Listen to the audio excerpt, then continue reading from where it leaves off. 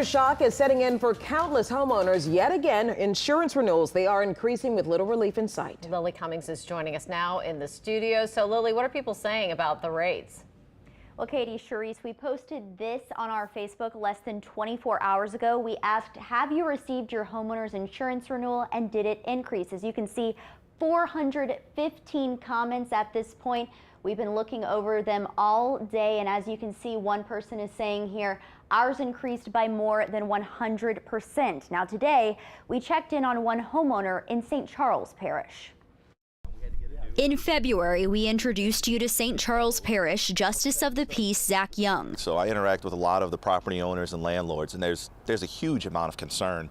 This affects everybody. Young was stuck with a new insurance company after his folded following Hurricane Ida.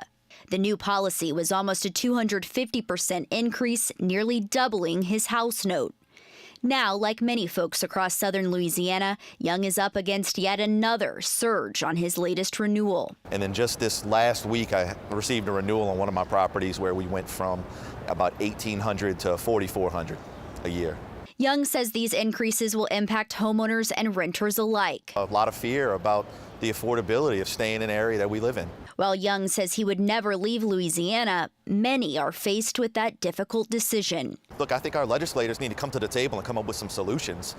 There's some regulations and some things that we do that are not friendly to the insurance companies. We need to figure out a way to entice them to come here and stay here. Earlier this year, the state legislature passed a $45 million incentive fund to bring more insurance companies to Louisiana.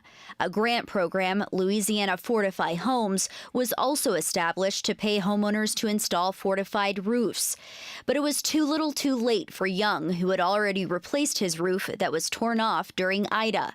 Young says he's also noticed insurance companies requiring a minimum to write policy. They want to over-insure us to the tune of, let's just say, $300,000. So if I have a 5% deductible, that's a $15,000 deductible before they pay me a penny.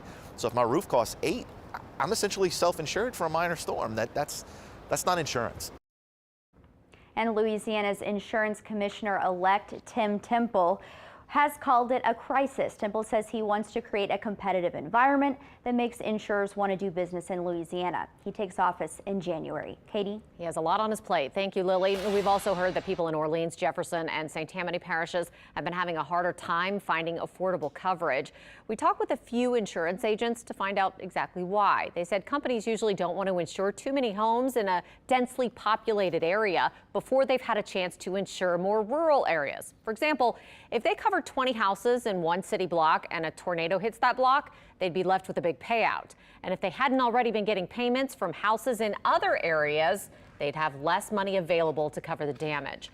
There are companies writing policies in our area's biggest parishes, but they are being choosy with who they cover. Which ones are available to you can depend on your home, your credit, whether you've had loss before, and even who your insurance agent is.